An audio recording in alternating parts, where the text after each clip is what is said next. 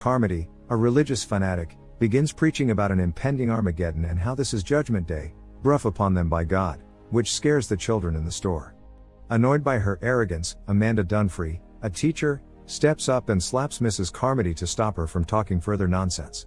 In disbelief of the existence of any monsters, a group of skeptics, led by Brent Norton, decide to leave the store in hopes of seeking rescue outside. David tries to talk some sense into Brent, which ends up making his neighbor even angrier.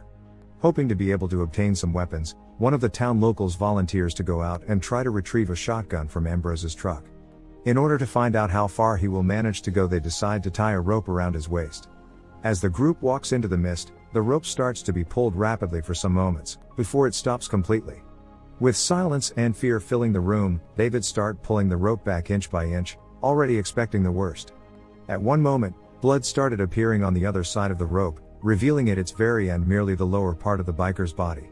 The whole store gasped in awe, shielding the children's eyes from the horror they've just witnessed. Now that the people have seen proof, they start taking the threat seriously. In preparations for the night, some people put up lights all over the store, believing that the lights might scare the beasts away. Sadly, that trick only ends up attracting the creepy enormous flying insects. Slamming against the glass enough times, they manage to break the glass and swarm the store. Everyone starts panicking and running from the creatures, but some of them did so in vain.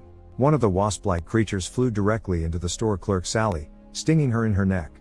In the ensuing panic, 2 people are killed by the insects and another is burned to death in an attempt to incinerate the creatures. Sally's death left one particular man grieving, Jessup, who had just admitted his feelings for her a few minutes prior. Mrs. Carmody perfectly described a scene from the Bible that replicates this exact incident and in the chaos is miraculously spared from an insect, leading her to proselytize more fervently and gain followers among the survivors.